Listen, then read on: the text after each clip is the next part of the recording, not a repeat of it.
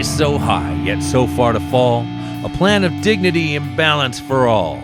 Political breakthrough, euphoria's high. More borrowed money, more borrowed time. Back in a corner, caught up in the race, means an end, ended in disgrace. Perspective is lost in the spirit of the chase. Foreclosure of a dream, those visions never seen. Until all is lost, personal holocaust, foreclosure of a dream. This is the Community Solutions Podcast. Jason Bradley, Andrew Richter from deep in the bowels of our underground lair, where we are turning things over and we are making waves in the state of Minnesota. You better look out. Hey, okay. It's good to see you. It's good to see you. Good to be back, as always. Yes. Jay, confused here. I have heard Okay. that song. Probably. I was going to say the Backstreet Boys, but I don't think it's them. No, it's not. Is Wrong that- genre. Yeah, it's like heavy metal, ain't it? Yes. So who's heavy metal? Guns N' Roses, Tommy Lee, or whatever his band was. I can't remember. Don't tell me. Full Monty or something? Motley Crue. Motley Crue. Yeah. Okay. That was one of his bands, yes. Okay, I'm going to say that was Soundgarden. Soundgarden. Yeah, are they heavy metal or are they alternative? Kind of. They were one of those bands that hit right at the time of grunge, and they had, your heavier songs that would be more like heavy metal, and they had songs that were definitely more alternative rock type. They kind of straddled that like Alice in Chains did. Yeah, I like the Smashing. Love Smashing Pumpkins. Yeah, they were pretty good.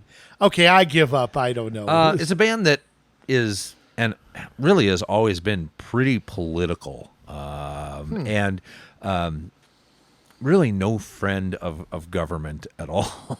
Really? Okay. So it's not Crosby, Stills, Nash. No, you know what side they're on. They love the lefties. Yeah, they're on Mao's side. Yes. Yep. The more body hair you have, the better, as far as they're concerned. Fleas jumping off. And Yes. Yeah. Patchouli oil, the whole deal.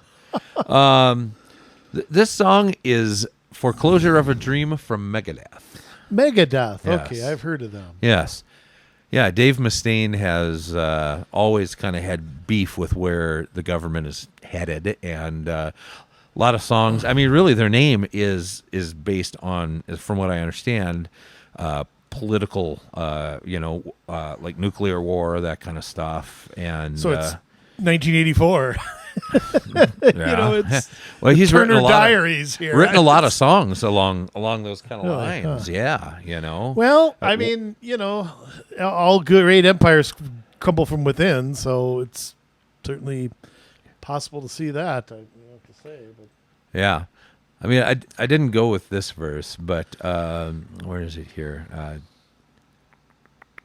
I thought, the Congress will push me to raise taxes, and I'll say, no, read my lips, read my lips, read my lips, read my lips, read my lips. Now with new hope, some will be proud. This is no hoax, no one pushed out. Receive a reprieve and be a pioneer. Break new ground of a new frontier. So, yeah, it's... okay, so a lot of people he's going after there. Absolutely. Well, that's then I'm a fan of his. Then Yeah, Just no, go after he everybody. I like it. Yeah, when was it? It wasn't. It was a while ago. Yeah, he became a Christian, and so but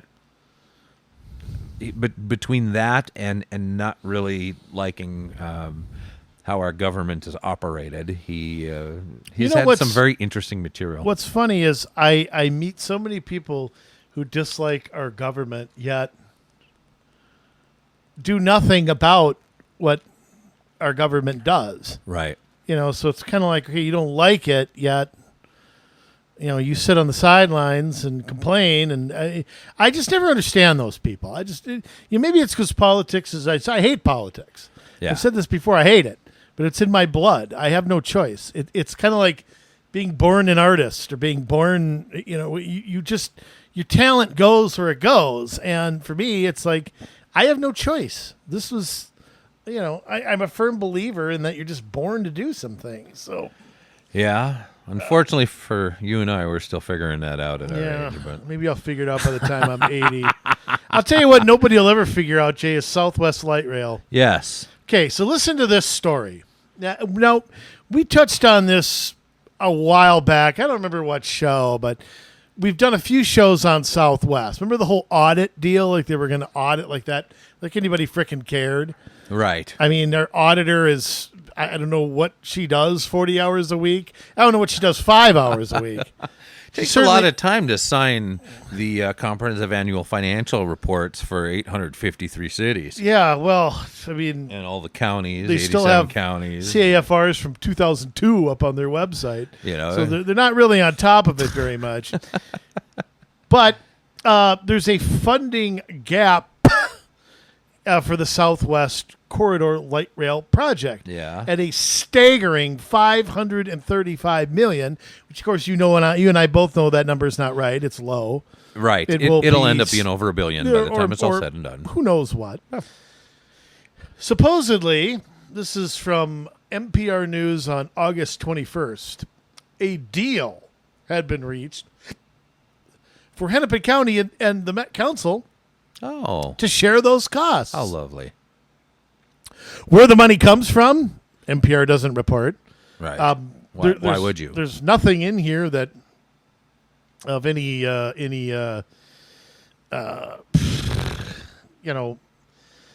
investigative reporting here. 55% from Hennepin County, which of course they'll probably justify for a huge tax increase. Yeah. Met Council 45%.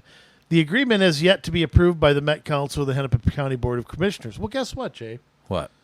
A couple days later, the Star Tribune reports, this is on August 28th, 5 days later, that an agreement to close now they call it a $272 million shortfall, so we have a little difference there. That must be the Met Council's part of it or something, I don't know, has drawn criticism from the Met Council, who say they weren't consulted before the deal was announced. Well, who made the deal?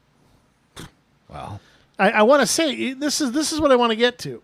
Later, and I mean, you can read this garbage and what they have to say about it. Of course, they're all still for it. Right. I mean, there's no disagreement among anybody. They're just trying to figure out how best to screw us and jam it down our throats.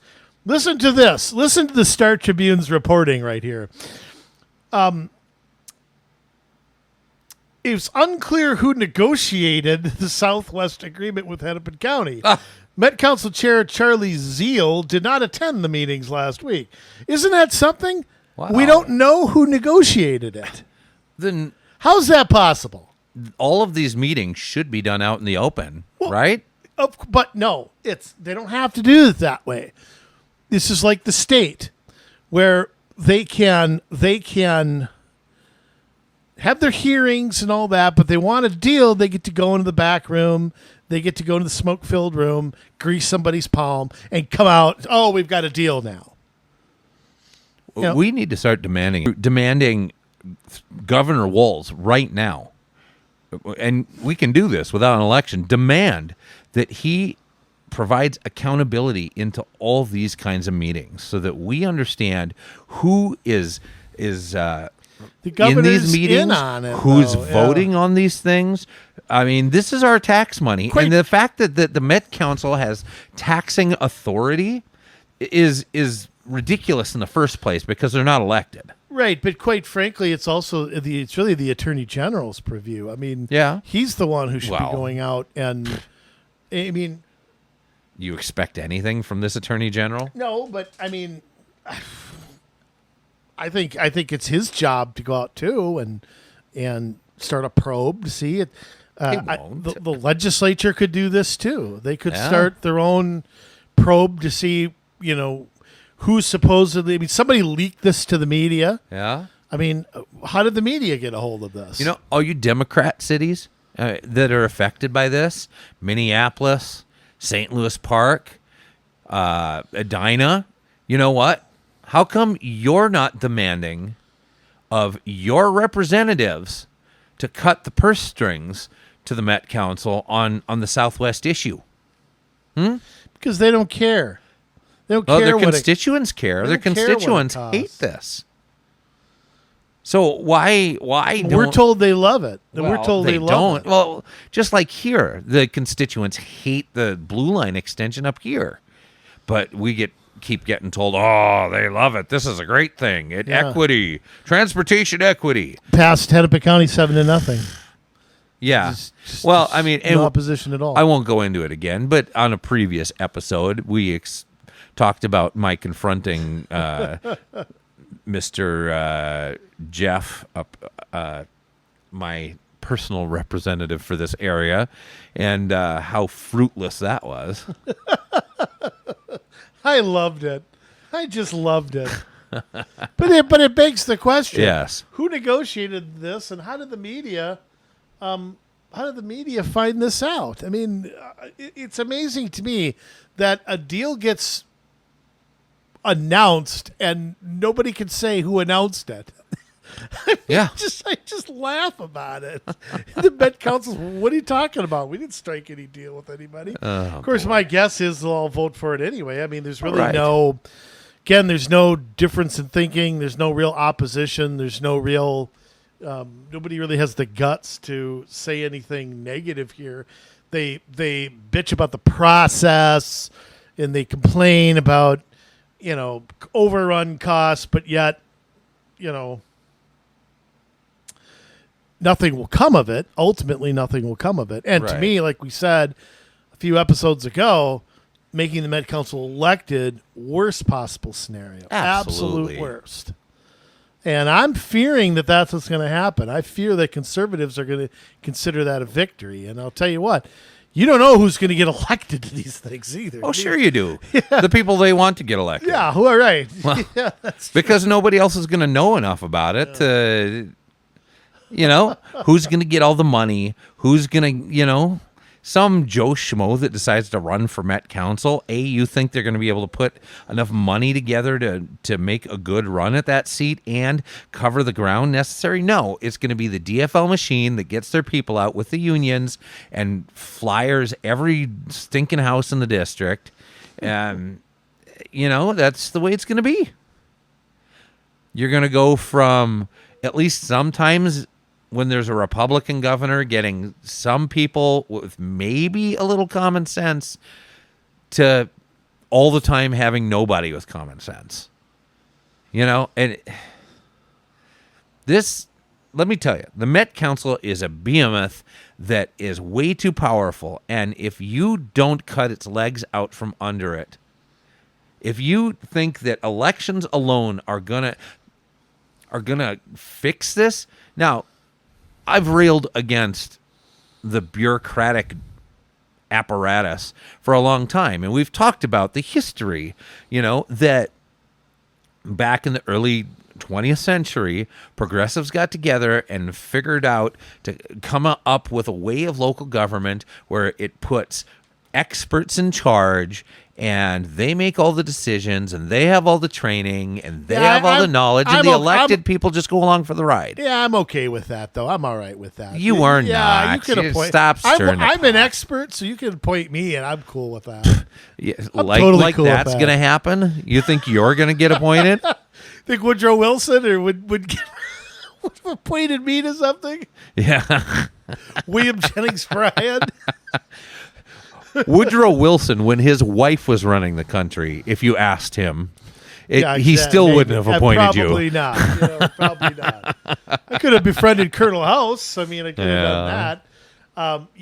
It's absurd. It's ridiculous. I mean, there's just no alternative here but to,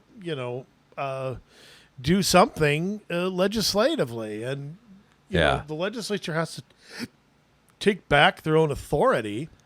Right. But I honestly think, and I'm going, is I'm really going to take it to conservatives here. I think there's conservatives who love the Met Council. I think they love having the Met Council to blame. They love the boogeyman out there. They love going to Tea Party meetings and railing against it, and then going to St. Paul and voting to fund it every time, and then blaming them anytime something goes wrong. I mean, when you see Southwest, an audit shouldn't have even crossed anybody's mind. Okay, hey, there's an audit. The government wasted money. Oh wow, what a headline! We didn't freaking know that. That goes without saying. But businesses waste money sometimes. Right. Spend money stupidly. Yeah. It happens. Yeah. That's not the news story. The news story is, okay, where are you going to go from there? If you're still going to go ahead with the project, what was the point of the audit? But here's the thing. I think there's enough progressive Republicans in Minnesota elected to office that also love the Met Council because things are centrally planned, and you can say, look at all the jobs we brought. Look at, when we have our little communities where we have transit-oriented development and we have mixed-use development and we have all these businesses with people living above them. This is great because Minnesotans are no longer unemployed, and they can sit and brag about it and look, everybody's got a job, everybody's working. That's their dream, and they think the Met Council can bring this about. Then why don't we just call the legislature the Politburo? Fine by me. Isn't that what that is? Isn't that what they do in communist countries? They centrally plan everything. They tell you where you're going to live, where you're going to shop. Isn't that what they do? Yeah. So they tell you how you're going to get there. Yep. I mean, that's what the old Soviet Union did. And those are the two sides of the coin here. You have the Democrats who are like, we got to give all this free stuff to people, to blacks, to Hispanics, to other disadvantaged people, and we have to continue. And it never ends. It's never enough. It has to be affordable housing. It has to be, senior housing. It has to be. Okay, now, Jay. Then on the other hand, you have the Republicans saying, oh, this brings jobs. This is great. Great. And I'm going to say this. Both sides are wrong, but for different reasons. Yeah. And I'm also going to say this. There is a case that can be made. And when we get into what we're going to get into, which is Ramsey County in a minute here, there is a case to be made for a hand up. There's a case to be made for encouraging startup homes and jobs for young people to start and then go to a different job. There's a case to be made for college to be easier and blah, blah. There's a case to be made for that. I'm not saying I agree with it. I'm saying rather than one side wants to create a dependency class, one side says they oppose it, but yet set the wheels in motion to keep it there. Right. So it's like they're both wrong, but for different reasons. The conservatives think that economic activity, however it's generated, is a good thing. However, the problem is I always say this, if government is going to quote unquote give money to businesses, or whether that's tax abatements, whether that's TIF, whether that's credits, how do you decide what businesses you're going to give it to and what businesses you aren't? The ones you like. Show me a fair way that, exactly. I mean, you talk to the average liberal and they'll tell you, I hate corporate welfare. Well, you love it if they make solar panels. Right. But you love it if they make electric cars. Remember how we got attacked when Robbinsdale was giving all that money to Travail, the restaurant, and we got attacked because we criticized that because they weren't giving money to Robbinsdale Farm and Garden to stay. They weren't giving money to name your other business. restaurants. It didn't matter. Yeah. Did they give money to give to restaurants during COVID to make sure that they didn't close? Well, how about New Hope bragging about their affordable housing? Well, they were subsidizing luxury housing. Right. I mean, it's just I don't know. It's such a mess. It's so absurd.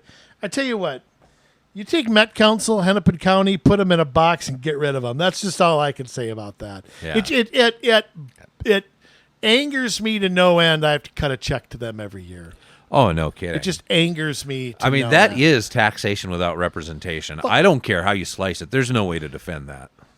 There isn't. But like I said, making them elected is worse. Oh, right. They should just be dismantled. I'm not arguing to have them elected. I mean, you have to strip their powers back, and you have to break it up at the very least. It's not going to happen because closetly Democrats all support it. Even if they publicly say they don't, they support the goals of the Met Council, whether it's done through them or not. Because they're fighting climate change and poverty. I'm telling you, the conservatives love to fight the boogeyman. They love to do nothing and fight the boogie. Well, not all I think of them. a lot of them secretly support it too, like I was just saying. Because we're planning for the success of small businesses across Minnesota. Yeah, and there's a lot of Republicans who have supported light rail, Republicans who've supported affordable housing stuff, parks, all the crap that they do, Metro Transit. So I'm sorry, it's not small government. It is not small government. Well, I still go back to this. Here's what you do. If you're in the legislature, you know what I'd do? I'd get a team together to, like I said before, I want a transit company to make a proposal. Yeah. And then you can take, because there should be some transit.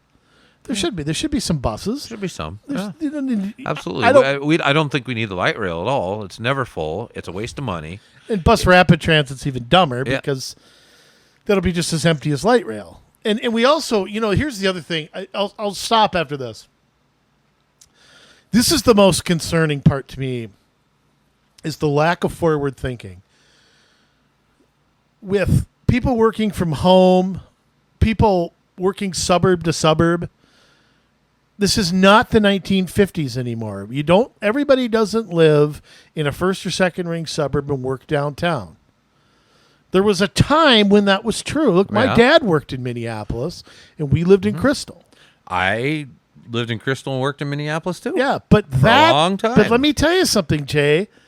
That era is largely gone now. Most people don't do that. So I'm not doing it anymore. And I know with COVID, everybody rethought. Office space is less. You're going to see that so no one is thinking forward about, okay, you put this there, but if I don't work in Minneapolis, I have no reason to take it. Right.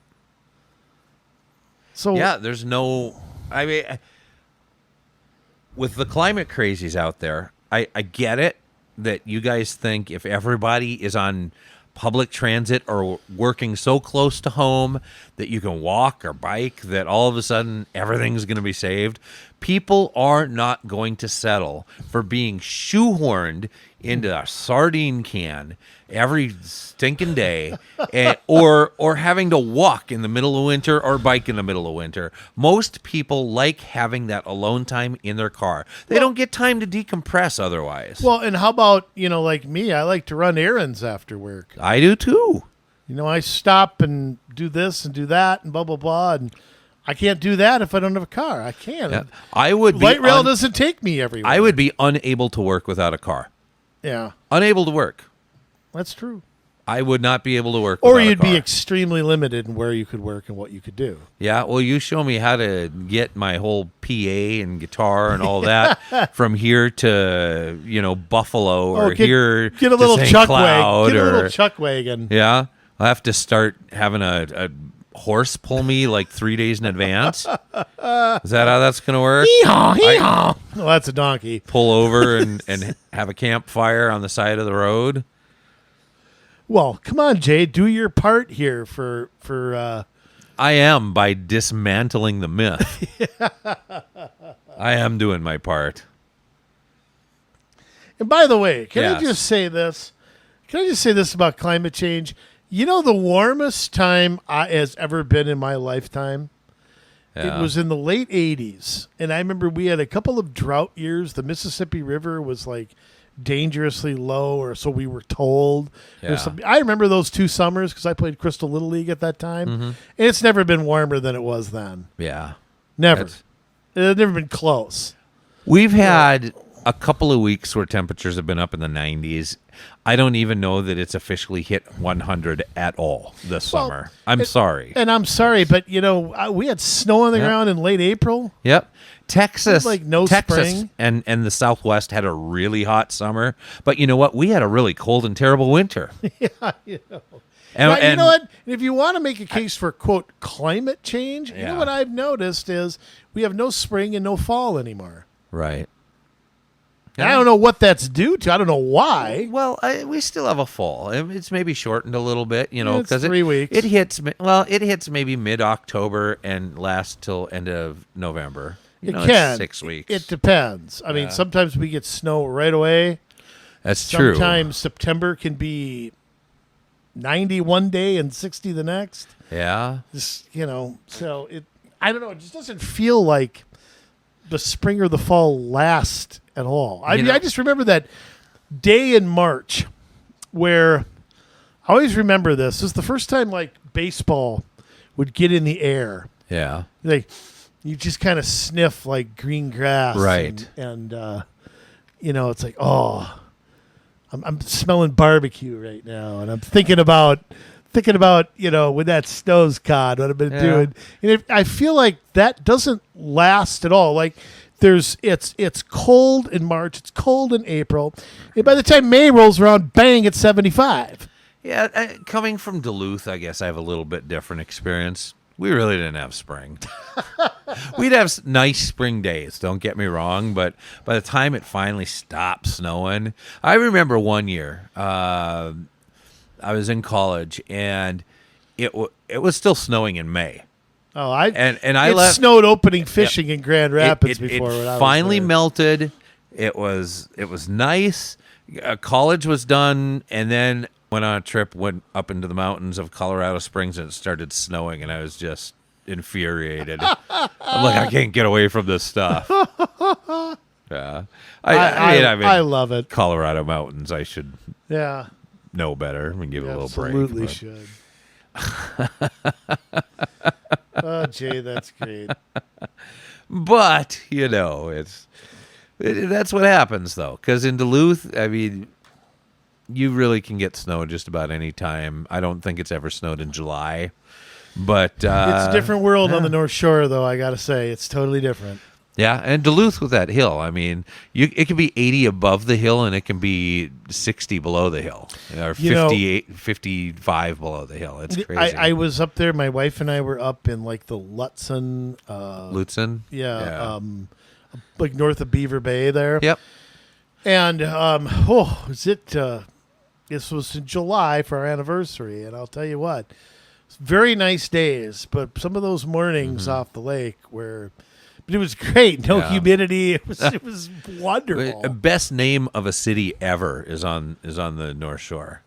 Castle Danger. Oh, sure. I mean, it should be right out of a Stephen King novel or something. It's There's I think a that's resort the- we stay at. the That's best name for a city ever. Was that a Yeah. township or what is that? I don't. It's a city. It's right north of Two Harbors. Yeah. Yeah. Okay. I can't remember. Maybe it is unincorporated. It could be. I don't know. I'd have to look that up. Yeah, North Shore's great though. I mean, it's just a wonderful place to be. So, anywho, Yeah. Jay, as bad as Hennepin County is, I'll tell you what, Ramsey and Hennepin County ought to be in a race to see just like who's worser. A race to between- the bottom. Race to the bottom. Yeah. It is an unincorporated community in Silver Creek Township. Okay. Lake So is that County. Lake County? I was Yeah. just gonna ask that. Yep. That's yeah, it. you know. Oh, yeah, you know. Oh, yeah. And I tell you what, when it comes to Ramsey County, you got to hand it to KSTP Channel 5. Huh. I mean, you just have to, I often wonder why people are uninformed or don't know anything.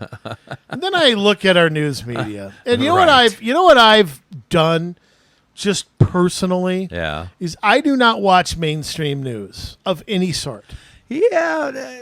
I don't watch cable news. Pretty much. I don't watch. I mean, I may turn on Fox once in a while. I do once in a while just because there's some stuff that won't get covered in other places. That's true. and it's- Even, but the people who used to cover that stuff Yeah.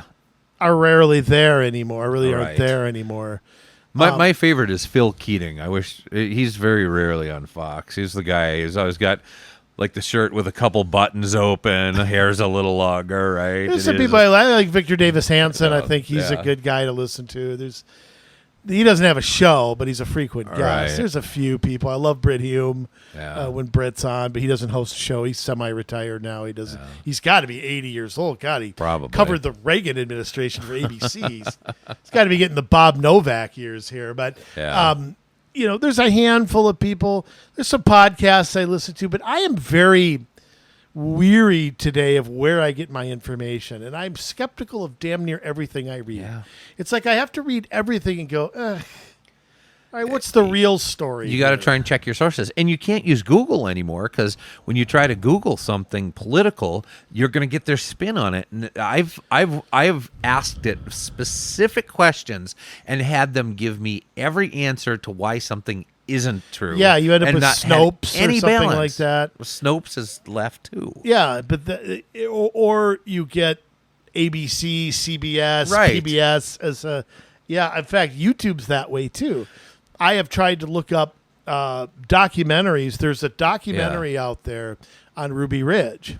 Oh, yeah, I've probably seen it. Probably, and I had to hunt to find it. I even typed in the title. I don't remember. I don't want to look it up right now because I don't want to waste time on that. Yeah. But I typed in the title with Randy Weaver's name and had to go down like 20 of them. It was an independent one. Yeah.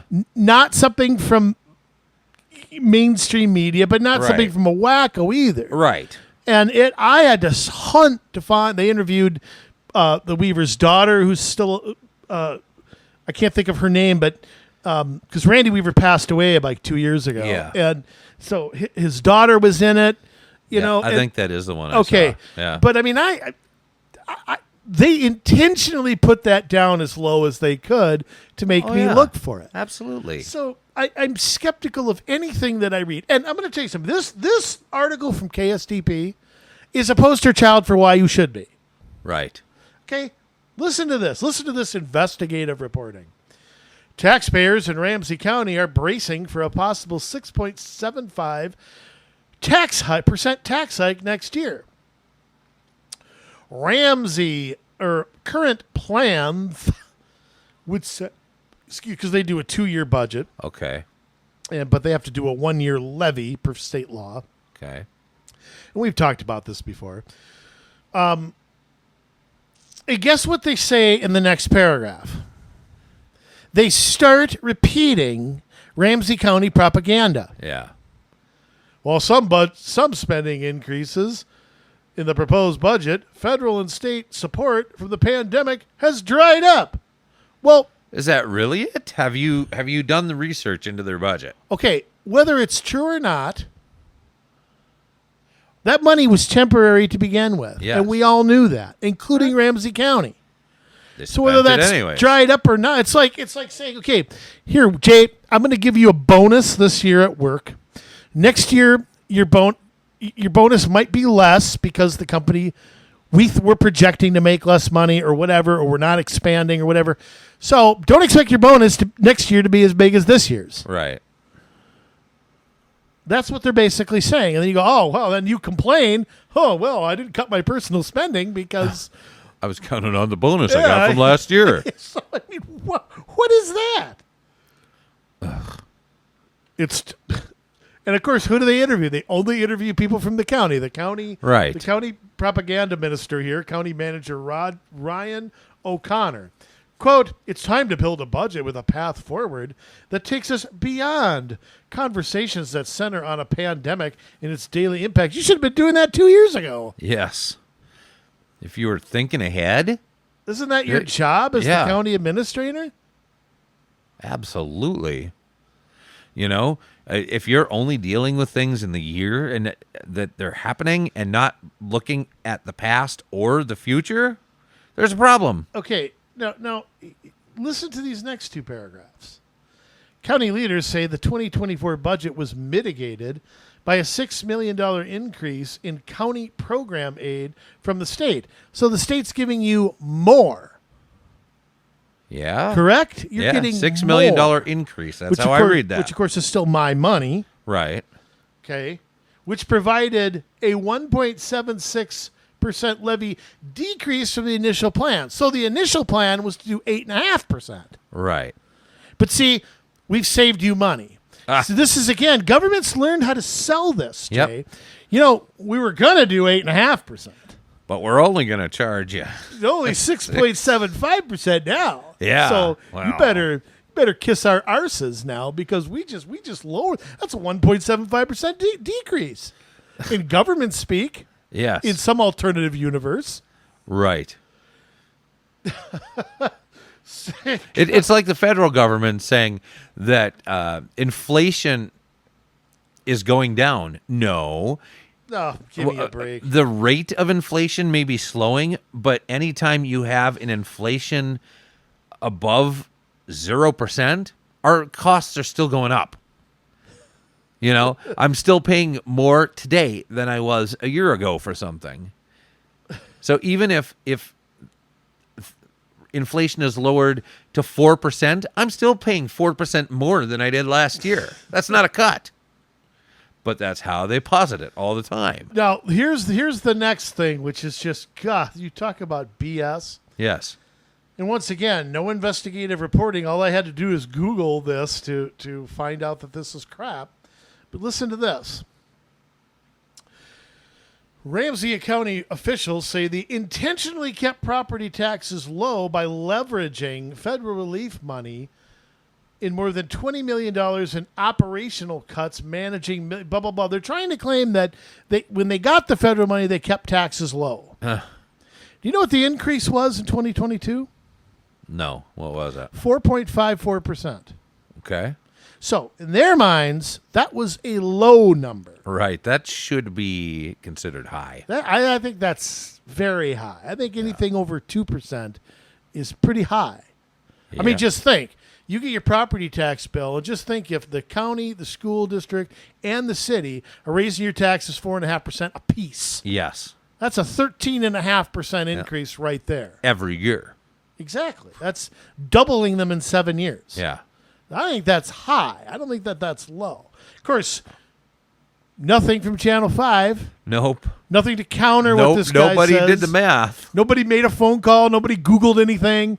Nobody looked at last year's budget, which took me 10 seconds to find. Hey, but the public is encouraged to provide feedback throughout the process by contacting the clerk's office or attending the public hearings, which, by the way, only are during the day when everybody works. Yes, after they've done the budget Yeah. and told you what the increase is going to be, then you're welcome to comment Right. on it at that point. We don't care before that, but yeah. We don't give a damn what you think till we've already made up our minds. Okay, thanks. Just wonderful. So that's your hard-hitting reporting there from Channel 5. Just now, I want to get into this CARES Act. This $96 million from the federal government. Just $96 million going to one county. Oh my goodness. Because they have a page on here, and this was not easy to find, by the way, on their website of how they, quote-unquote, spent it. They don't give you a breakdown. This is the great thing about a county. Well, use a few million here, a few million there, a few million over there, but they don't really tell you what it, item by item, what it went for. Here's my favorite one. $16.2 million to support those experiencing homelessness. Hotel rooms for people, meals. You know what I have a question about? By the way, I want to say something about that. I'm not totally opposed to that. Hear me out, Jay. Okay. You want to take a homeless person and put them in a hotel for 90 days? Okay. What are they doing for those 90 days? Yeah. What's your plan at the end of that 90 days? It's like, okay, I'll put you up in a hotel for 90 days. But you know what you're going to do in those 90 days? You're going to find a job. You're going to find your own housing. You're going to find a car. You're going to shower every day. Fine. Find some new clothes. Yeah, look presentable. I'm actually, if in 3 or 4 months that person's out on their own, okay, you can persuade me that's but here's the thing. Not the worst use of my money. You can only be putting people into hotel rooms that have their wits about them, that are just down on their luck. You can't be putting some tweaker into a hotel room. They have to go into rehab. Yeah, that's true. You know what People I mean? are homeless for all kinds of reasons. You can't just stick anybody in a hotel room. No, that's true. You put somebody that's high all the time, or I guess my whole point is, if you're going to do that for somebody, why don't you get something out of it while you do that? Yeah. You put them in a hotel, just let them sit there and order room service and, watch, Rocky V over and over. I mean, what is that accomplishing? I don't know. Are you inferring that just because they're homeless, they'd pick crappy movies? Well, I don't know. Maybe they could, watch Phantom Menace, or I'll let them watch Geely or Glitter. We'll let them watch something like that. Keep them entertained. $7 million. This is where I also get a little upset here. $7 million for emergency assistance. This funding helps people affected by COVID-19 pay their past due rent. Blah blah blah blah. At the same time, they're going to give $8 million for landlord assistance for people who aren't paying their rent. Okay, I don't understand that. Why are you paying landlords if you're paying people's rent? And if you're paying people's rent, why are you paying landlords? Right. Don't they doesn't that kind of make sense? I mean, why are you paying them both? Yeah, I don't know. Or you could have just stayed open during COVID and we wouldn't have had to do that at all. Right. Well, Would that have done the trick too? $10 million for basic food support needs. Blah, blah, blah. I mean, who got this stuff? Who got this stuff? I don't know. Where did who got $10 million worth of food? Yeah, they'd be set. No. Well, I'm sure, you look at EBT cards and things like that, and they became pretty easy to get. I think they are easy to get. There's a lot of fraud with that, too. Oh, yeah. People sell their food stamps for cash. I mean, they did a study. How many years ago was that? Where there were Minnesota EBT cards showing up, like in Chicago, yes, because Hawaii. You can order online. You can use them across state lines. Yeah. Yeah. I know, crazy. Yeah. Ordering stuff online. You can buy sports tickets with them. With EBT? Yeah. You're serious? Yeah, because they get credit cards. But you can't buy like tobacco and things like that. How do you order things that aren't food, like sports tickets? Because I think what people do is they exchange it for cash. Oh. They get so much money on these things. Yeah. They can't possibly spend it all on food. Huh. So I got to pay my electric bill. So they sell the EBT card for cash. Yeah. They take the cash and they do whatever they want with it. I mean, my grocery bill has probably doubled over this period since Biden took over. Yeah, it's pretty bad. Pretty close to maybe even over doubled since he took over. I don't know what mine is, but I would say 50 to 75%. And I make almost all of my own food. I do a lot of you do not food prep and cooking at home. Not. I do too. I see you at the drive-thru all the time. You get I have cut back. Extra sugar packets Actually, for your soda. I saw you get cut back. Extra onion, extra mayo. I see you putting everything out there. I used to eat out a lot more than I do now, but I used to be bad. When I got married, it changed a lot. My wife and I made it like a pact. When we're both home, we eat at home, and she makes me when I do my truck driving job. She usually makes me a lunch. And I don't get hungry when I'm at work. That's just me. Yeah. I'm moving constantly. I'm doing things. I have to force myself to eat or I won't. Yeah. Because I'm just busy, and I'm one of those that when I'm in the zone working, like let me be in the zone. Do what you got to do. Yeah, Here's another one I love. Yeah. They spent $1 million on administrative support. This funding allows the county to hire temporary workers to cover administration costs such as communication, outreach, and contract management. Oh my goodness! How much? $1 million. My goodness! How many temps workers. are you hiring at $15 an hour? Well, they probably pay everybody. I'm sure for the county they make quite a bit. I mean, if you're a temp worker, you're not getting para and all that stuff. Yeah, you are.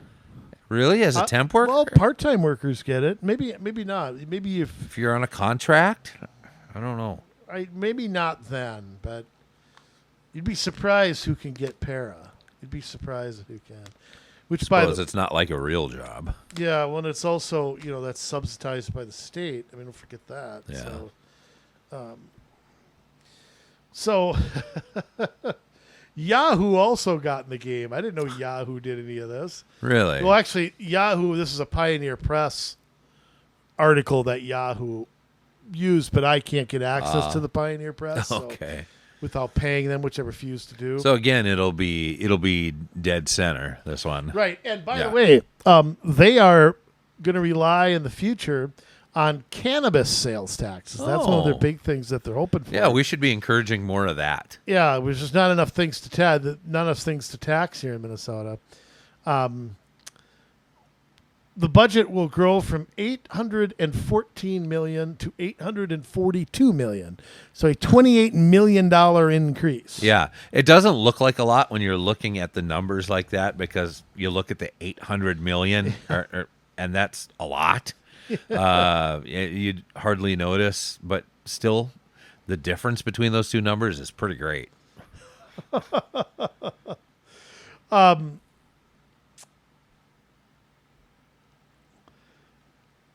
What they talk about in here, this article's a little more in depth, but again, it's a little, largely, again, it just barks the Ramsey County line. Right. 46% of Ramsey County revenues come from property taxes. Boy, is that scary. That's only half? Yeah. So all the property taxes that you pay, that makes up less than half of their spending. Yeah. Well, then how do they get the rest of it? Well, money from the state, borrowing. Yes. Yes. Fees and services. Yeah. They get $222 million from state and federal aid, which is just incredible to one county. Yeah. I mean, how many counties are there in the country? I don't know in the country. Thousands? But if there's 87 in Minnesota, it would probably average out somewhere around there. California obviously having more. Rhode Island obviously having less. You know? Well, and Minnesota has a lot of, every state's a little different too, and what they require counties to do. We should say that straight out. That Minnesota, I think, probably puts more on counties than the average state, especially when it comes to health and human services, when it comes to assessing, which not every state does assessing like we do. Yeah. They have public safety, roads, courts. I mean, there's a lot of mandates on county government, but county government can also decide how big they're going to be. Right. The United States has a total of 3,143 counties and county equivalents serving as crucial units of local government. Crucial. Yeah, crucial. Thanks for the editorializing there, Google. Yeah. They're crucial. You can't do without the county government. Now think of this. Yeah. The county employs 4,180 people. 4,100 people. Goodness. Can't get away with 4,065 or 3,900. You can't get away with that. No. All I got to say is this. When they say only essential workers shows up, that tells you what your baseline is. Right. Okay? That's your baseline. So from there on, everybody's not crucial. Doesn't mean they're unimportant or we can fire them all. I'm not saying that. But I'm saying don't tell me you can't do this with less people. You know you can. Yep. You choose not to. Absolutely. Property tax notices should hit mailboxes by the middle of November. Oh, that's great. Hey, that gives you a week or two, right over Thanksgiving, to say something. Of course, by then it's already decided. See, I love how they do this. Like they give their rebate in September and then nail you 2 months later with what you owe. Hey, and by the way, if you want to weigh in, you go down to the Ramsey County Courthouse Tuesday, September 19th at 4:30 p.m. Hey, what a great time! Real convenient for anybody who doesn't have a kid doing after school stuff or isn't at work. Yeah, till 5 or they 6, all get off at 2 or 3. Have to take your public transit to the courthouse. 2 hours on a bus, 3 different buses to get there. Oh, and you boy. got one again. When I talk Jay about how they have learned how to manage this. They've learned. I don't like to use the word propaganda a lot, but I think they have learned how to sell everything as okay. Here's why we're doing this, but don't blame us. Yeah. They have a 28-page thing on their website about trends affecting values and property taxes in 2024. And basically it's 28 pages of, hey, you get a higher tax rate, but don't blame us. Yeah. It's not our fault. It's the value of homes. It's cut off of aid. It's inflation. It's higher wages. It's probably, I don't even want to read it because there's no point. You know what it is. It's we're going to take more from you, but don't blame us. Call up somebody else and blame them instead. Yeah. Market, it's a bunch of market value crap, continued growth, projects that we've committed to doing, so on and so forth. This is increased, that's increased. The legislature made changes to this or that. Fiscal disparity. Then they always have comparisons to other counties. See, another county is going to raise them 8%, so just be thankful you don't live there. Yeah, well, that's what they always do. I mean, they've got this down. They got this down. I mean, every city, every county, every township, every dog catcher, all of them do this same like PowerPoint presentation of why it's happening, why they can't do anything about it. Yeah, but I mean, this is what they've done forever. I mean, how many times have we said that they do this with New Hope? Like, New Hope is the poster child for high taxes. Every city around them says, look, at least we're not New Hope. It's nothing new. Yeah, I know. If New Hope would stop doing that, then maybe the other cities would be able to do that. But hey, it's 10% over in New Hope. It's only 6 here. Hey, right. I remember there was a year too where Golden Valley went on and on and on about all the amenities they don't have, and that was we don't have a hockey arena. We don't have you got a community center and a golf course. Yeah, I mean they failed to mention that. So, right. I mean, always something like they don't have a pool. They blah blah blah. So again, it could be worse. Yeah, we could build something and put it on the credit card, but we're choosing not to, at least this year, which we can't say about Ramsey County, by the way. Yeah, and I know we've said this a million times, but we always have new people listening to the show. And let us just break this down for a moment. You've obviously, I'm sure you've heard of bonding from a political entity. Minnesota does it every other year, supposedly, but they've started to do it every year. The legislature, yeah. Even when it's a budget year, they still will put out a bonding bill a lot of times now. So they're borrowing way more than they used to. When you borrow money, what you're doing, you write a bond, and then the whoever it is wants to purchase a bond.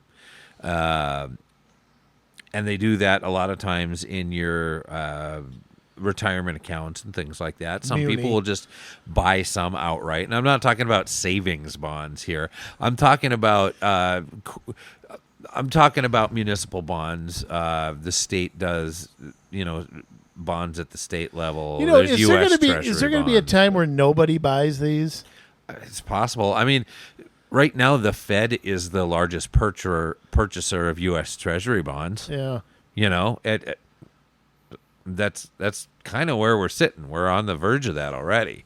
The Chinese ever call them in, no bond will be worth anything. Right. But it works a lot like a credit card. It's like if whoever buys that bond is counting on a certain interest rate over the life of the bond until it matures. Yeah, they're purchasing it to get a return. Right. They're not giving money away for free. They're not UNICEF, right? So Vermont. The city, the county, whoever is paying extra money to be able to buy something ahead of time. Okay? So if they buy something that is $100,000 and they bond for it, they're going to have to pay interest over and above. Guess where that comes from? Out of your pocket. Yeah. But they don't disclose that up front. They tell you, we're writing a bond for this. This is the amount of the bond. Well, I'm sorry, that's not all you're paying. Well, right. Think of it like a personal loan. You buy a car for $20,000, you don't pay $20,000 back. No. Not even close. $20,000 plus all the interest. Right. Same thing here. That's all coming out of your pocket. Now, if some of these municipalities and counties were actually forward-looking enough to put money away before they needed something, all you would pay is the face value of it. You wouldn't have to pay all of this interest on the back end. That's less coming out of your pocket. Right. And let me say it another way. County comes and they want to build a new communication center. And it's going to cost $20 million. Of course, they have to build it with all the bells and whistles, all the LEED standards, build it with solar panels and electric cars. It's outrageous inside now. or whatever. Or at least charging stations. Yeah. And we got to have bike paths inside and all that.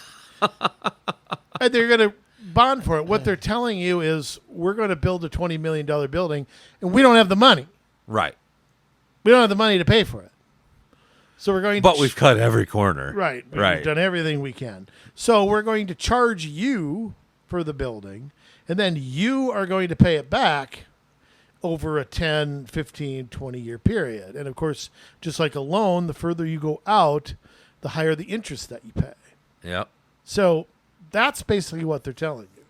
So, yes, and counties have bonding authority. So do cities, so do school districts, so does the Met Council. So when they talk about their budget, they're not including bond schedules in that. Right. That's not part of it. Only the debt service, which is the interest that's paid, that's what makes its way into the budget.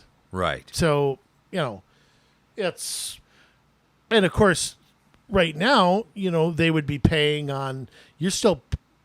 Counties are still paying on projects that they built 10 years ago, 12 years ago, Yeah. 15 years Viking ago. Stadium. Viking Stadium just got paid, but... Yeah. Which I'd be pissed if I was a municipal bond owner. Right. They didn't let them mature. I'd be ticked. It's a good way to scare off your investors. I mean, Yeah. Again, don't build it if you don't have the money. It's another solution. Yeah. But, yeah, I mean, so... but that is a disease in government. Absolutely. And again, Jay... I think it's a disease. I don't think a bond is an evil 4-letter word. I do use a credit card sometimes. Yeah. But what needs to happen is there needs to be, and I don't know where to do this from, there needs to be a clear set of criteria of what you can bond and what you can't. Right. And the idea that you can practically bond anything is something that anything non-operational, I think, is something, even there, I still think the law is questionable. Yeah. At some point, that has to be looked at by the state in state statute. Yeah.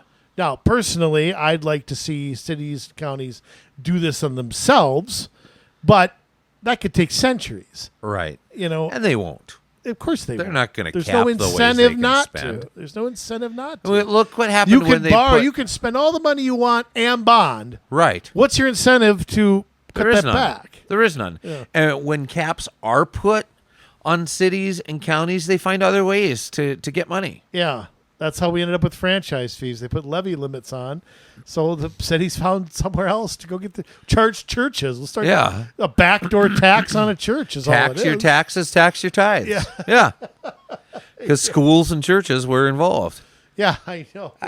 So I pay taxes to the school, and then the state takes some of that tax money Yeah, the for themselves money, after money I already that's- paid them. Money that's supposed to go to the classroom whatever. ends Yeah, up it's- going to the city. It's it's just a scam among scams.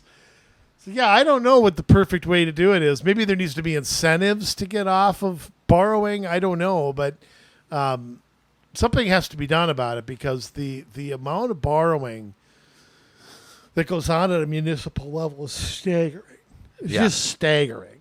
You know, I remember when we first dove into Crystal's numbers, and this is it's like probably 14 years ago now, and I didn't really understand finance, and you and I didn't really understand them, but to jump into their debt and see that they owed $100 million, and they had like a $13 million budget, it's like, holy crap.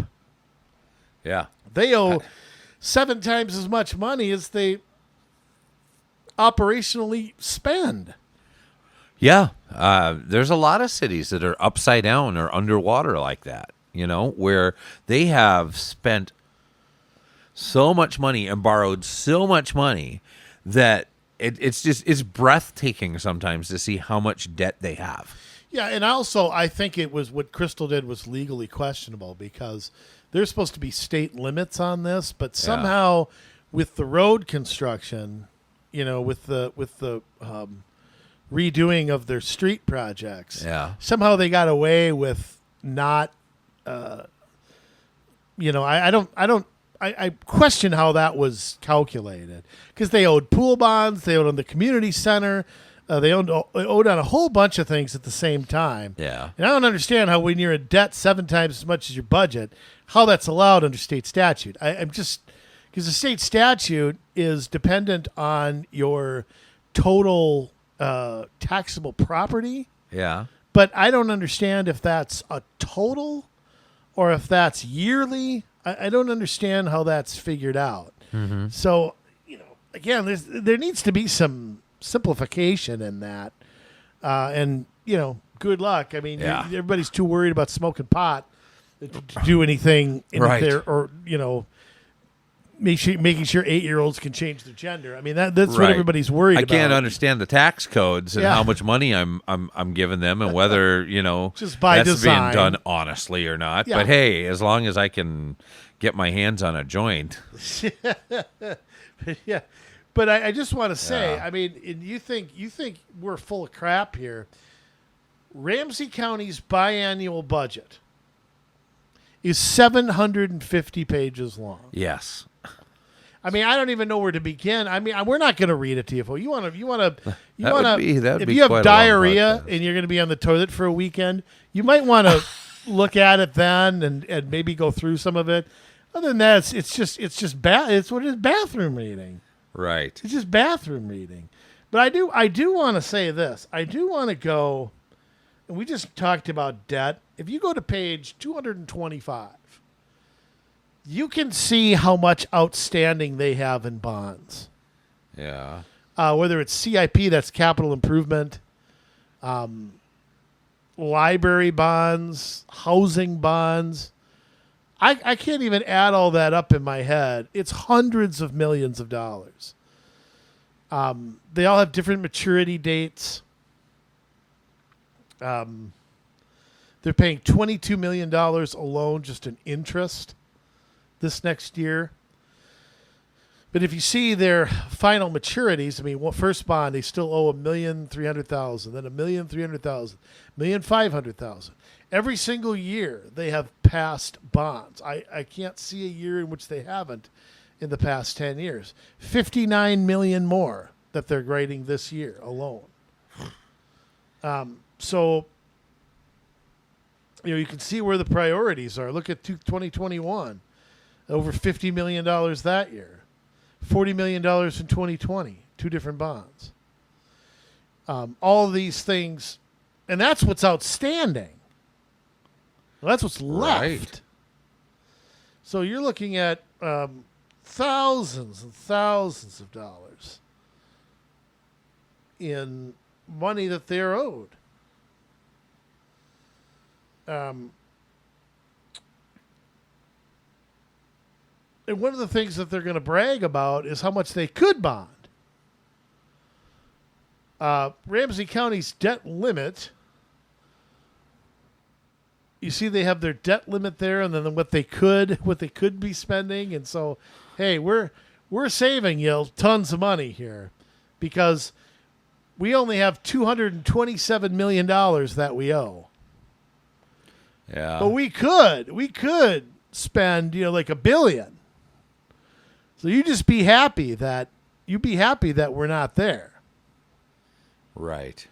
And of course they got the highest possible rating, which just means they borrow a lot and pay it back. Yeah. So it's a huge, huge amount of money there. Oof. Just a walking poster child there for property tax reform. That's a mess. By the way, Yeah. Do you recognize anybody on the Ramsey County board? No, I don't think so. Well, it's got to be representative of Ramsey County. District 1, we have Nicole Joy Friedham. Then District 2, we have Mary Jo Mark McGuire. Yeah. Rafael Ortega. For District 5. What happened to District 3? Oh, that's the down chair. at the bottom, yeah. They went to public school. They can't count either. Oh. District 6. Yes. Oh, boy. Mai Chung Zing. Close. Mai Chung Zhang. Mai Chung Zhang. Mai Chung Zhang. Victoria Reinhardt for District 7. So there's your beauties. And Trista Martinson in District 3. Oh, yeah, that's the chair. So there's your brave Yeah. Your brave people who Right. are working so hard. Ramsey County Manager Ryan T. O'Connor. Looks like he's interchangeable with Fry over in Minneapolis. Well, he's got that 5 o'clock shadow there. Yeah.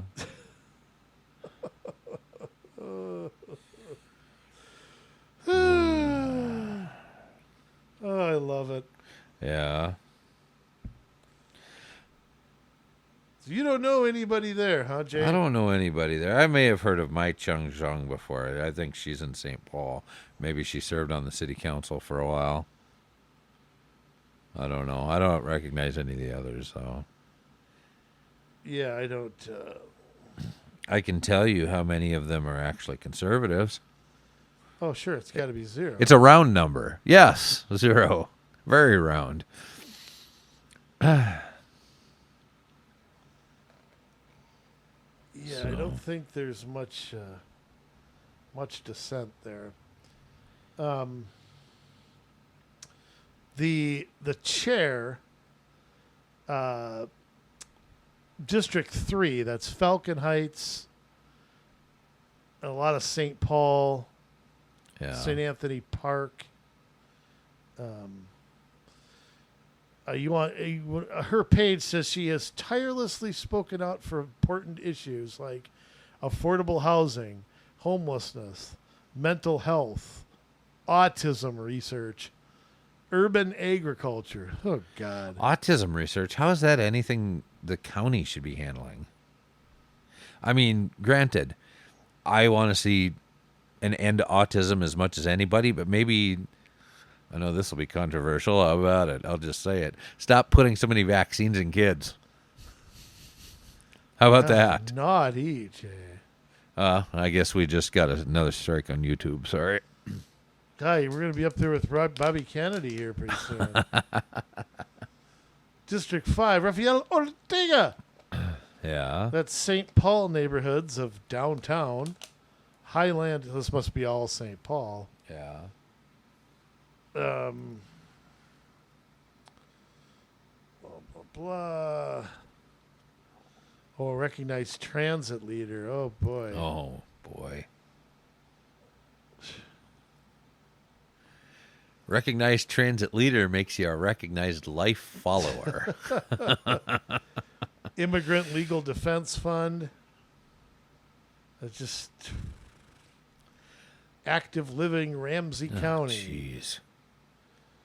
Which encourages biking, walking, farting in public, whatever else. Yeah, I mean, it's, looks pretty hopeless over there, too.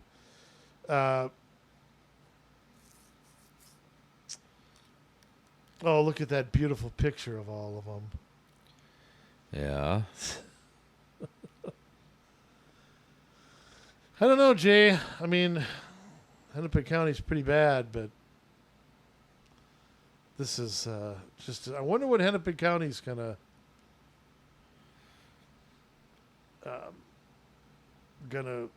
propose. We ever looked that up? Have they done anything yet? I don't know if they have. They have to have something.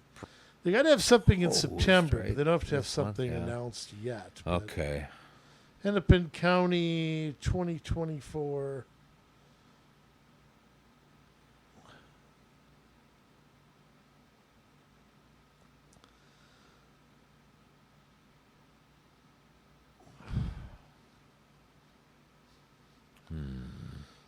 Well, last year was only 4.5%, so they cut us a break. Yeah. Oh, I mean, that's a break according to them, I'm sure. Yeah, they haven't said yet. They're probably going to hold out to the last meeting of the month. Well, they don't have to submit it till September 30th. Right. So they do have some time to do that. Hennepin County, of course, has 3 levies. Don't forget that, because they have Right. the housing and railroad authorities. Last year, the budget in Hennepin County, $939 million. Goodness. 939. Almost $1 billion. I mean, is there really that much of a population difference between Hennepin and Ramsey counties? Yeah. I know Hennepin has more. They're not equal, but I know Minneapolis itself is a bigger city than St. Paul by some. But is it really that much? Ramsey County has 552,000 people. Okay. Hennepin County has over 1 million. I know that. Yeah. Is it twice as big? Huh. Well, then Hennepin County has that to say, that it's not they're not twice as much, right? Right. Hennepin County, 1,281,565. Wow. As of the 2020 census, 1 out of 5 people in Minnesota live in Hennepin County. Wow. Yeah, there's a lot of counties. I mean, a lot of cities. Absolutely, there are. That's true. I mean, it's probably bigger that way. Well, of the biggest cities in the state, I mean, Minneapolis, Brooklyn Park, Maple Grove, Plymouth, Bloomington. They're high. I mean, True. Edina, St. Louis Park, Minnetonka. I mean, they all have to be in the top 20. Yeah. Greenfield. Is that a big one too? No. Oh, I thought you were No, full it's of not shit. big. So yeah, it's a big. I mean, I don't even know if they have any townships in Hennepin. I don't think. Yes, they do. there's one. Is there? Okay. Yes. Oh. I think. I don't remember what it is, but I think there is one. See, the county borders get me confused because Yeah. I don't. I mean, let's see. Ramsey County has White Bear Township. Unincorporated communities are Bald Eagle and Bel Air. Is that where the Fresh Prince is? Yes. Yes. Arden Hills, Falcon Heights, Lauderdale. Is that a fort? Little Canada, Maplewood, Mounds View, New Brighton, North Oaks, North St. Paul, Roseville, St. Paul, Shoreview, Spring Lake Park, which is partly there. Same thing with Blaine. St. Anthony, I think that's partly Ramsey, partly Hennepin. Vandus Heights and White Bear Lake, which has also got to be part too, because that's part Washington County too, isn't it? Out there. Yeah. Hassan Township is in Hennepin County. Yes. Is in Hennepin County. So that's kind of out by Maple Grove area. Really? Yes. Have I been driving through Hassan Township? And Yeah, I live in Maple Grove. How do I not know where Hassan Township is? It is just west of 94. Not quite as far as Rogers. Really? Yeah. Yeah, it's man, it is. I don't know. I mean, it is just like south of St. Michael, east of Hanover. Okay, Hanover's right at the county line. I think right? Fletcher is that an unincorporated community, right? In could be. Hassan Township. So 94 goes through it, but The town began Right. incorporation but abandoned its position and signed a joint powers agreement with the city of Rogers to annex Hassan Township. Wait a minute. So hold on. Hassan Township was a township in Hennepin County. It is no more. Really? They were annexed into the city of Rogers in 2012. Huh. Well, then this article must be written by Channel 5. The town board approved annexation in June of 2008, and it was orderly completed in 2012. Okay. So let's there you end go. to Hassan Township. Done. We hardly knew ye. Now I miss it. Now I miss Hassan Township. We need it back. Yeah. So yeah, you poor hopeless people in Ramsey County. I'll tell you what. Jay, let me ask you just a general question. Yeah. How much more? I always think to myself, how much more can be taken? I mean, how much more every year can people absorb? Well, see, this is where it gets tricky and where you get into some of the dicey stuff, like you'll own nothing and be happy. Yeah. Right? Because we'll get to a point where all of a sudden the government will control all of our money and give us what we need to be able to survive on. Right? Yeah, it'd be like Animal Farm. Yeah. So, you're not going to need that money for a mortgage. We've got, great government housing for you, We going to get to that point? I mean, I hope we'll get not. to that point. I hope not. I hope people I'm wise such up an before. eternal pessimist, yet I just something tells me we won't get to that point. But I'm very concerned about like the attitudes, and I'm always concerned about the attitudes of young people. But now more than ever. And I don't know if it's because I'm getting older or what it is, but you can't, how do I put this? You can't lose freedom if you never had it. Right.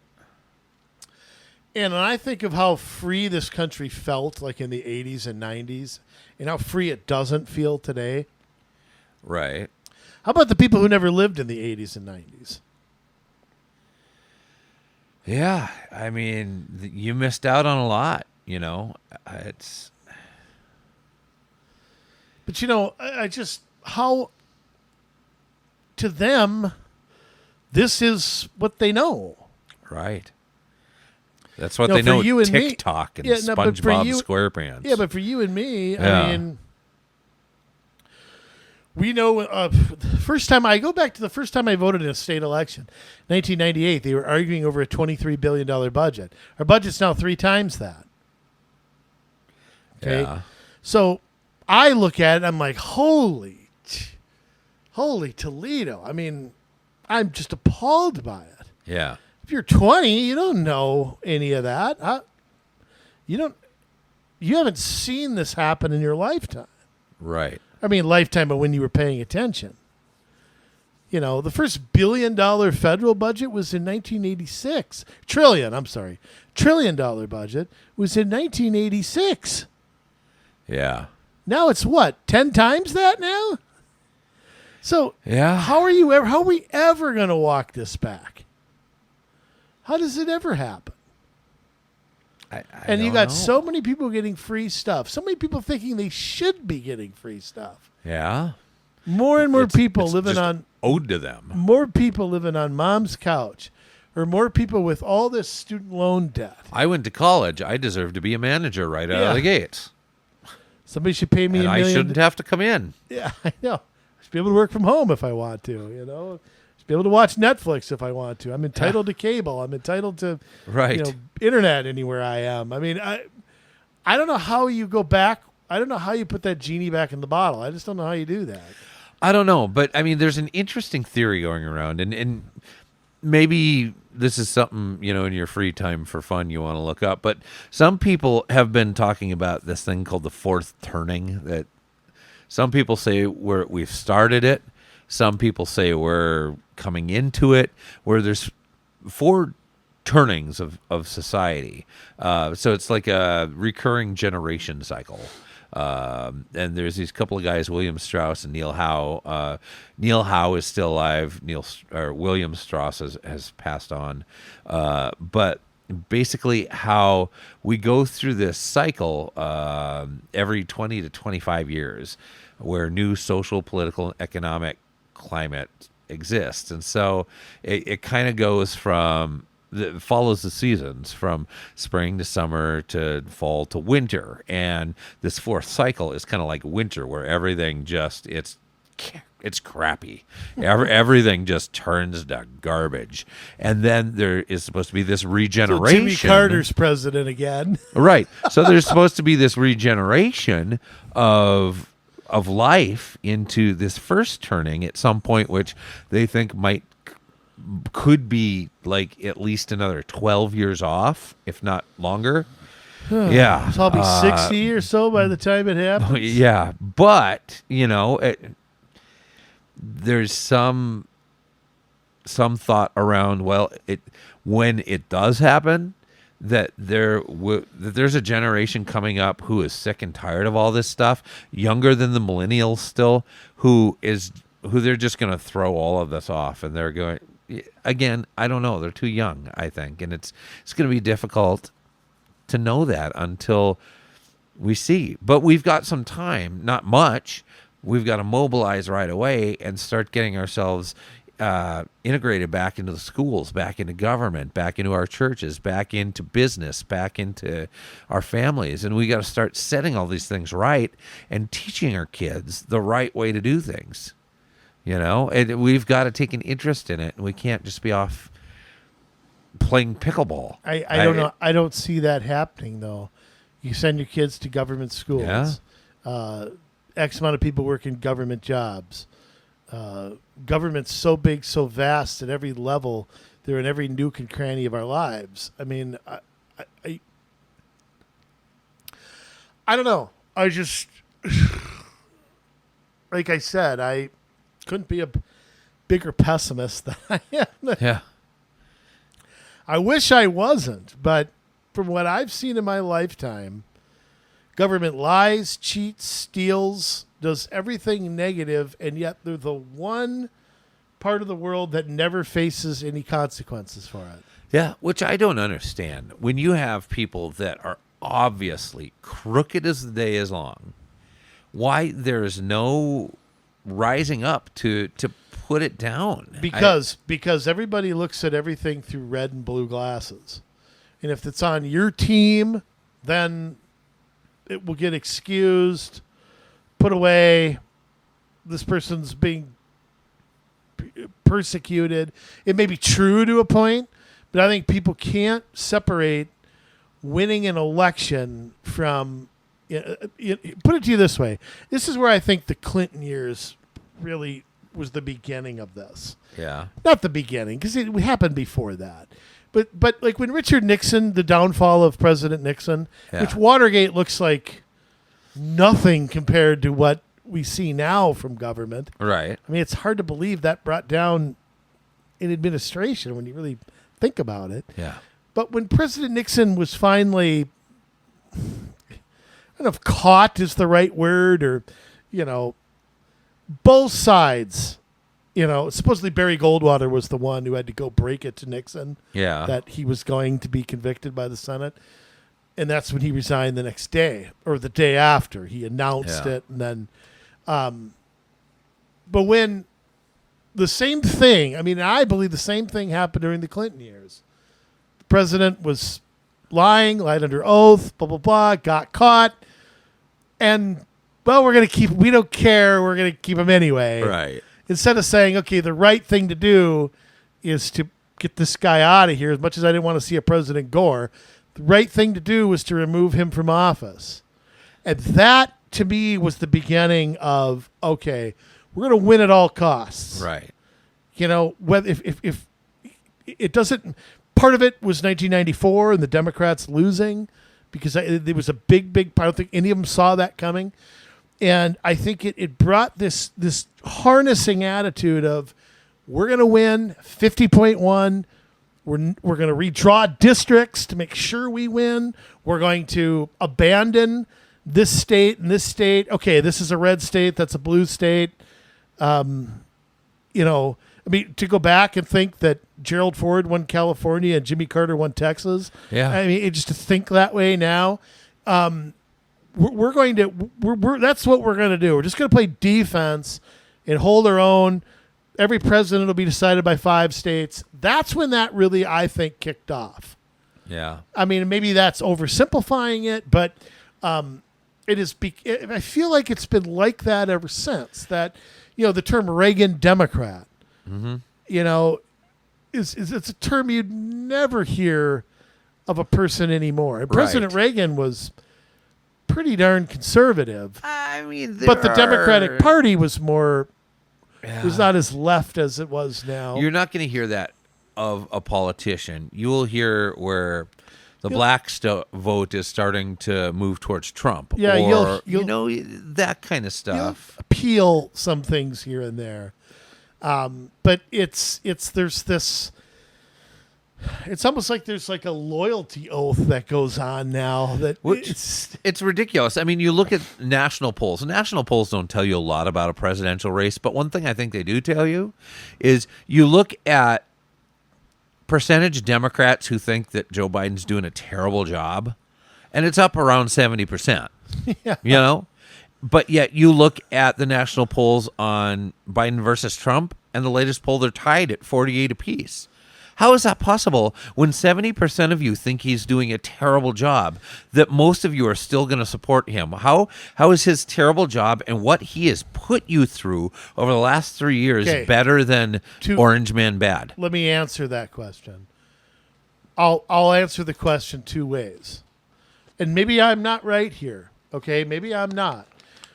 But one, they don't want to vote for Biden, but they just can't bring themselves to pull the levy for somebody with an R next to their name. It's secret. Nobody knows. You don't have to tell anybody. Right. They may sit the election out, which is always a possibility too. That's true. Because voter enthusiasm, I think, is an issue for President Biden. I think that is an issue. I think there's a yearning that they want a Democrat to challenge him. Yeah. Robert Kennedy's problem is he's challenging him from Biden's right. And I think they have gone so far left. Right. Robert Kennedy's a 1990s Democrat. Yeah. They need a AOC type. Right. It's a Bernie Sanders type that the activists want to see. Yeah. And that's why Kennedy is stuck at 20%. That's the people who may vote for Trump or somebody else.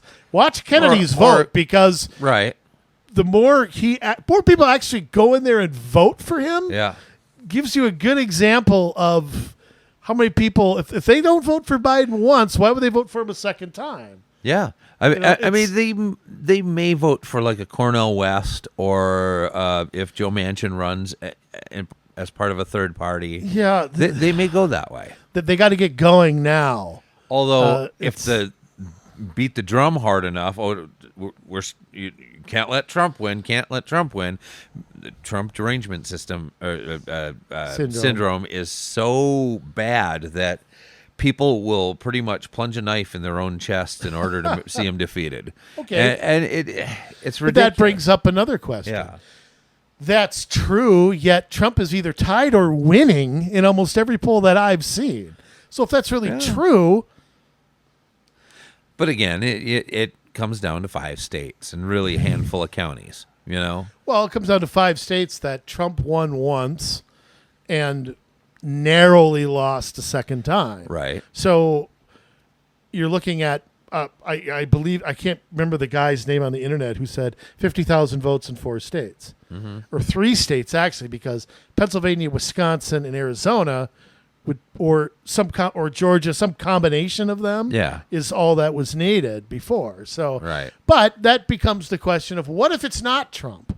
Let's just play this out and say it's somebody else. Yeah. Is that, whose advantage is that to? Now, I'm not sure. There's a lot of people that are enthusiastic for President Trump. Yeah. There's a lot of people who, most of them will probably vote R no matter what. But if it is somebody else other than him, how does that change the dynamics of it? I mean, the White House is preparing for it to be Trump. Right. They're wargaming it. I mean, it's 5 months before anybody votes in Iowa still. Right. So, I mean, let's just play it out and say, all these candidates that are polling 2% aren't going to be there in 5 months. Right. So how does that change things? Say it gets down to 2 or 3 candidates. Yeah. Let's just say Trump loses. What becomes of the race in next summer? I don't think there's any way he loses, especially the more they persecute him and the more that they bring charges, set up trial dates right around primary dates.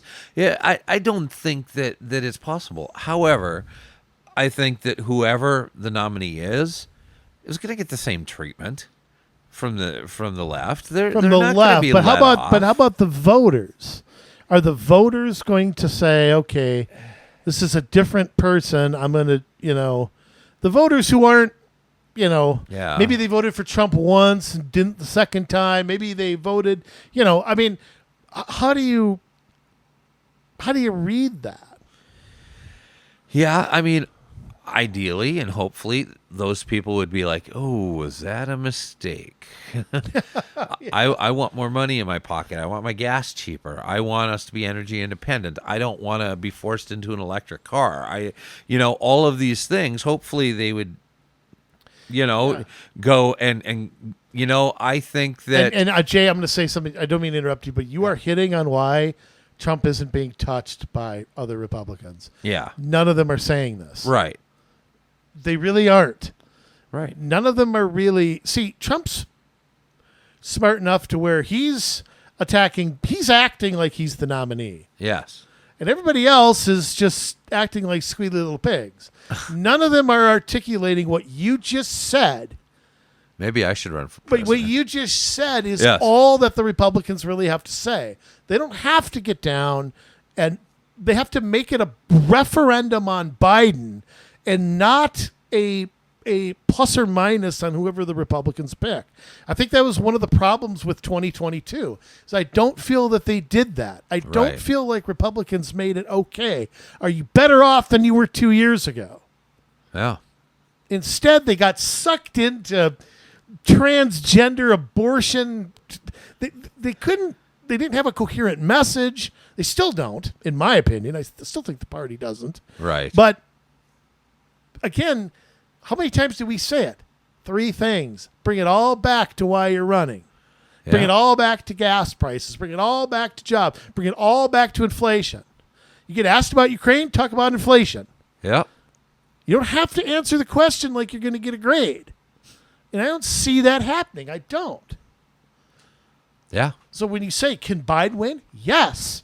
Yes is the answer. Yeah. Now, I think it would be historically incredible if he did, considering where he's at. I mean, he's 10 points lower than Trump was at this point. Right. In 2019. He's 15 points lower than Obama. But 15 points lower than George W. But keep in mind, a lot of these places haven't fixed any of the voting irregularities. The guy won't come out of his basement. I don't know if there's going to be a single debate. Yeah, and that's why it's a mistake for Trump to miss these things, because he's going to have a tough time making the case. If he skips out on every debate and then blames Biden not. I don't think he'll skip out on all of them. I think he's waiting until it gets down you know what? I mean, all it's going to be is a bunch of people taking pot shots at him. But that's right why now. he needs to be there, because he needs to remind people of what it was like when he was president. See, I think it was brilliant that he went on Tucker the same night. I think that was a brilliant move. I guarantee you more people watch that Yep. than watch that debate. I was one of them. See, here's the thing, though. Right. I think Donald Trump is a fantastic debater. Yes. I think he's great. He can be a dick, but he's great at it. He's just great. You always remember him. The key to a debate is remembering something. Right. You always remember that. And I think he could go on the Republican stage and wax them all. Yeah. And so I think it's a mistake to get into a fight with Chris Christie, pulling at what, because all you do is bring Christie up. Right. But I think he could go there and just suck the entire room up. Oh, absolutely. And I think that's what he should do. But to listen to him with Tucker, I was laughing. I know. It's so entertaining to watch him. I can understand why people don't like him, but I just think it's strange to say I miss him. As weird as I miss him. Yeah. I miss him being president. You know the greatest The greatest thing, I think, and I go back and I watch this sometime on YouTube, when during the lame duck period, Yeah. when Trump vetoed a bunch of stuff and they passed it over his veto, Yeah. and he had like these 5-minute videos. Oh, you found time to send money to Saudi Arabia, and you found time he just let loose these tirades, Yeah. and they was everything I've been sitting there saying. Yeah. Why is this in this bill? And why is this here? Why is this in a defense bill? And who put this in here? I ain't signing this damn thing. And blah, blah, blah. And he just vetoed it. And then, but by that time, nobody cared. Yeah. They just passed it anyway. And since he was on his way out, he had no leverage. Right. So it's just, I don't know. But I'm sorry. I mean, when it comes down to huge inflation or mean tweets, I'll take the mean tweets. Yeah. I don't even understand why that was ever a point of contention with people. Like, I'm not going to vote for him because of how he tweets. It's unpresidential. I would much rather pay 10% inflation over the next 4 years. You're stupid. I'm sorry. And you're hurting everybody else around you because you don't want to listen to him make mean tweets. Well, some people just, it's just it's just funny to watch everything hinge on every word he says. Yeah. Having that derangement syndrome just must be such an unhappy existence. I still laugh every time I see the video of that one. I don't know if it's a lady or not, like screaming in the streets from his inauguration. You know what I mean? No, I don't. I'll have to see if I can find that. Oh, well. Jay, before you do that, why don't we just end this show? We're just going way off. Yeah, we're going that's way okay. off into the... I mean, it's all important, though. Yeah, I mean... I know. We'll cover the presidential race, I'm sure, start to finish next year, but... it's a long time before people go to the polls. I mean, we'll see if his lead holds up. We'll see how many people drop out, and what happens there. I still think that between Trump and Governor DeSantis, that somebody will emerge as a third person. I don't know if it's this Bap Swami guy. I think he's. You don't want to peak 5 months before people start voting, but, right? Maybe he's. I think if Haley or Scott drop out, I think that South Carolina primary could be interesting. I think if both are in there, that is an issue. I think that they neutralize each other. Yeah. Super Tuesday, first Tuesday in March. It's going to happen quick. So, all right, Jay, give us some inspiring words here. Do my best. We can listen to the Trump derangement syndrome person. All right. Styling, profiling, jet flying, limousine riding. We talked a lot of Ramsey County. We talked Met Council. We talked 2024 presidential race. We talked Hennepin County. We talked Southwest Light Rail, tax rates, our crappy local media. Jay, anything we can glean from that take away? Well, no. Didn't think so. No. The problems are vast, and it is so easy to go from one problem to the next, to the next, to the next, because it is all related. We have a government that is moving in lockstep toward draining you of your hard-earned money, your retirement savings, your children's affection, and the ability to raise them in the way you see fit, for you to build wealth, for you to have the car you want to drive, to vacation in the place you want to vacation in. We are losing the ability to live freely. And I believe that Americans down deep still have that fire that we have had since our founding, where we are not going to be told this is what you get, but rather we yearn for opportunity. We yearn for opportunity to have the right to life, to liberty, and the pursuit of our own happiness. Where when those things are infringed long enough and to a great enough extent that the American people will at some point have a breaking point. Now, I'm not talking about civil war in the streets. I'm not talking about grabbing your pitchforks and heading to your local city council or school board meeting or down to St. Paul. But what I am talking about is finding your voice and stepping out and saying that something isn't right. And it is of the utmost importance that we do so. We can no longer afford to take a back seat and let somebody else take us where we don't want to go. We can no longer afford to allow somebody else to dictate how we earn our money, how much money we can earn, how that is allowed to be spent. If we want to renovate our homes, what new things we have to put in them for something that we may not necessarily agree with. We have the right to speak up and say, I'm sorry, this is my child. We don't co-parent. You don't get to teach things that I don't agree with, and you don't get to say that I don't have a right to know about it. But we're only as strong as we're willing to be. We're only as strong as we're willing to speak out about. Now is not the time to get tired. Now is not the time to shrink back and become intimidated by a government apparatus that is looking to intimidate you, that is looking to cause fear, that is looking to drive those final nails home so that they can enact the last parts of their plan. Now is the time instead to take the lead and to stand up and be counted.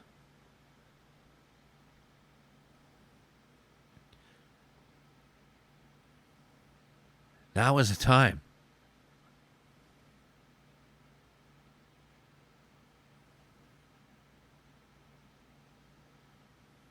You know, I know it looks too big when you have the governments and major corporations of the world all aligned against you. But really, at the end of the day, we hold the power with one small 2-letter word. That's it. 2 letters. Changes everything. No. No, you're not going to stick that in my arm. No, you're not going to tell me that I don't deserve to work because of the color of my skin or my political beliefs or my religious affiliation. No, you don't get to tell me I can't drive this car. No, you can't tell me I need to be on public transportation. No, you can't tell me that I'm not allowed to fly, that I'm not allowed to travel where I want to. No. You're not allowed to switch my money over to a digital system that you get to monitor, track, and control. No, you're not going to create a weaker United States. No, you're not going to make us dependent on other people's energy. We have to speak it, but we also have to back it up with action. Because that word is very powerful. But it also implies that we're going to stand behind what we say and not like them be empty suits that say one thing and mean another, but to actually say what we mean and to put behind it the pressure of 300 50 plus million Americans that are not willing to go down a road of self-destruction. So now's the time. Now is the time for us to stand, to sacrifice like our forefathers did, to become good parents and grandparents that teach our children those lessons, to break the participation trophies in half and toss them in the garbage, to tell them the truth. No, I'm sorry, but you are how God made you. You are a boy. You are a girl. And no matter what your school says, the truth is, this is who you are. And you have a destiny that they can't even begin to promise you. That you have all the opportunity in the world to become something amazing. You see, when we show our children that by how we live our lives, we begin to win. When we don't just go home and watch whatever TV show, binge watch Craptown USA or whatever it's called, but decide instead to play in the game. That is the moment that we begin to win. You can do it. We're not done yet. You get to decide that. But I'll tell you, everybody that decides, it's not worth fighting. It's not really that bad. I've got better things to do, so I'll let somebody else do that. You're one less person that's available. One less person that is putting your energy into stopping this evil empire.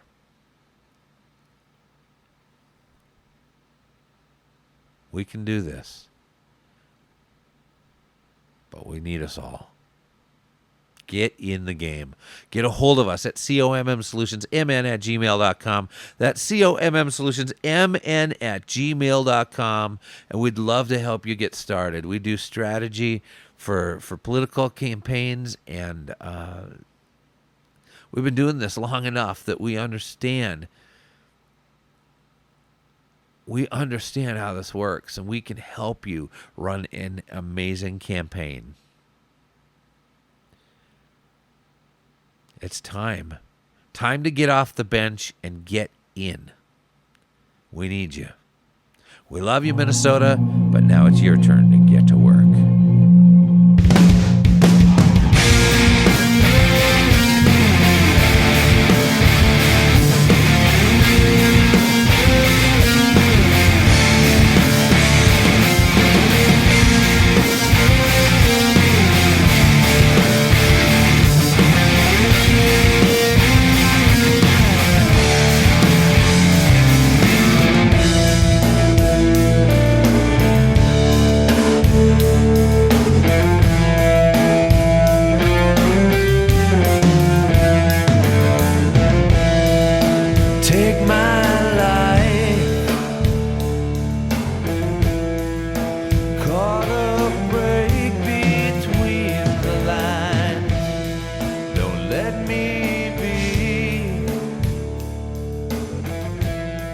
If I get too caught